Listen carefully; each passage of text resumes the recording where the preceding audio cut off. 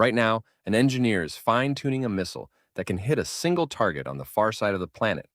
12,000 years ago, one of your ancestors picked up a heavy rock, looked at his neighbor, and had the exact same idea, just a little smaller. Here's a thought to sit with. Of all the things humans are good at, art, music, cooking, love, the one skill we have obsessively perfected for our entire existence is killing each other. We are without question the deadliest thing the animal kingdom has ever produced. And the story of how we got here is both genuinely terrifying and completely, gloriously stupid. I'm Curious Dave. Today we're charging headfirst into the absurd history of war. From a sharpened rock to flaming war pigs to a robot in the sky. Try to keep up. We like to imagine wars about strategy. Generals, maps, brilliant plans, but strip all that away. And human warfare is one simple, endless loop. Someone invents a way to hurt you. So you invent a way to survive it, so they invent a way around that. Repeat for 10,000 years. That is the entire engine of military history. An arms race that started with a pointy stick and so far has no off switch. And we know it has been running that long because we dug up the proof.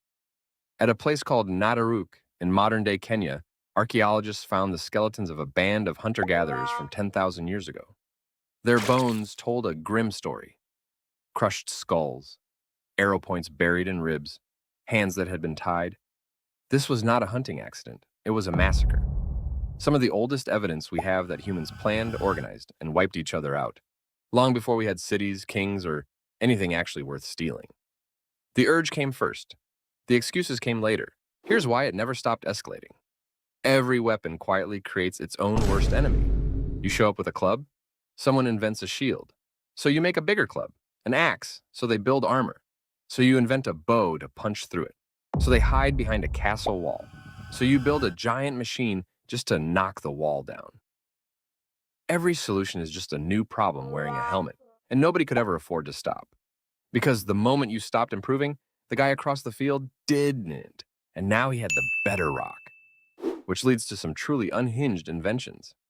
Take the war elephant, a living tank that terrified entire armies, until people found its one absurd weakness: pigs.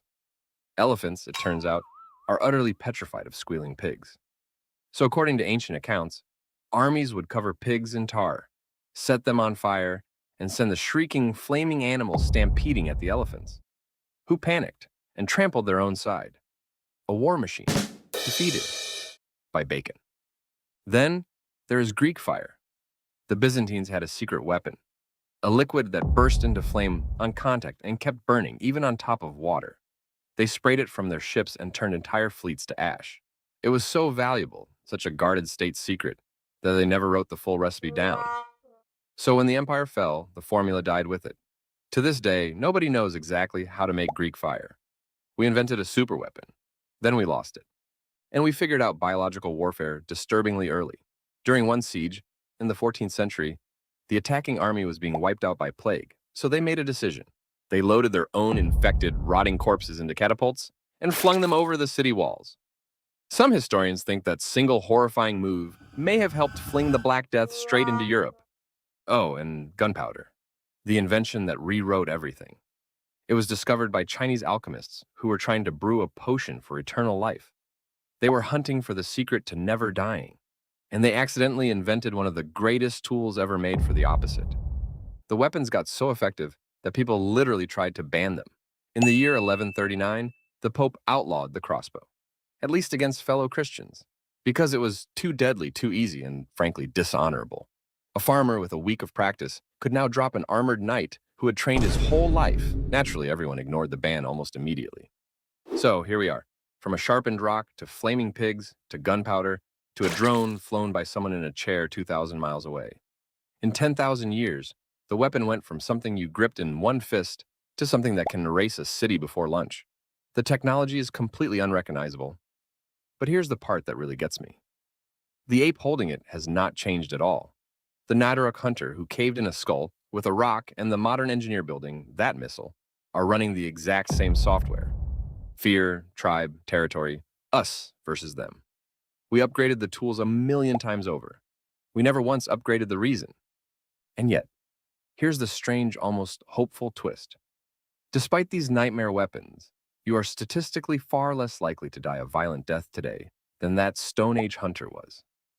As the tools got more monstrous, the odds of any one person actually dying by them went down.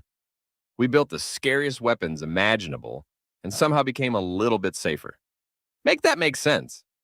So the next time you see some sleek new piece of military tech and think, wow, look how far we have come, just remember the flaming pig.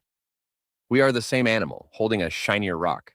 If you like history that makes the present make a little more sense, subscribe and stay curious.